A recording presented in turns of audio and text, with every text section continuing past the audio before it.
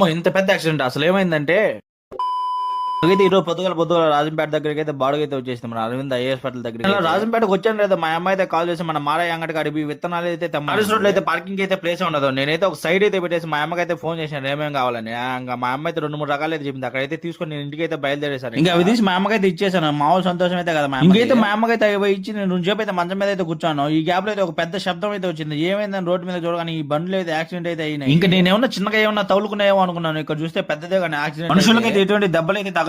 బండి తగులుకొని ఎగిరి పక్కకైతే పడ్డారంట. ఇంక వెనక వచ్చే ట్రాక్టర్ అయితే ఇంక దాని బైక్ అయితే ఎక్కేసింది. బైక్ పైకి మొత్తానికైతే ఎవరికైతే ఏ దెబ్బలైతే లేవు. దేవుడి దయ వల్ల ఇంటికైతే వెళ్ళిపోయారు. ఇంకా నేను మా ఫ్రెండ్ అయితే నైట్ అయితే రాజంపేటకి అయితే వెళ్ళాము. ఇంక వెళ్ళాక పాత బస్ స్టాండ్ లోకి వచ్చి చూడగానే ఈ లైటింగ్ చూసుకొని నాకైతే మైండ్ బ్లోయింగ్ అయిపోయింది. లైటింగ్ అయితే మామూలుగా తెలియదు మన దసరాకి అయితే. ఇంకా పక్కనే ఉన్న హోటల్కి అయితే వెళ్ళాము తిందామని. ఇక్కడైతే చపాతీ చికెన్ బాగుంటదంట. నేను మా ఫ్రెండ్ అయితే 2 ప్లేట్లు అయితే ఆర్డర్ అయితే పెట్టేసాము. వీళ్ళు ఫ్యాన్ అయితే చూసాయండి ఉల్టా అయితే తిప్పి కట్టేశారు. రాజంపేటలతో మామూలుగా ఉండదు టెక్నాలజీ. ఇంకా అక్కడి నుంచి అయితే తినేసి మేమైతే బయలుదేరేసాము. ఇంకా ఇలాంటి మరిన్ని అప్డేట్స్ కోసం అయితే మన ఛానల్ అయితే ఫాలో చేసి సబ్స్క్రైబ్ అయితే చేసుకోండి. అలాగే లైక్ షేర్ అయితే మర్చిపోవద్దు.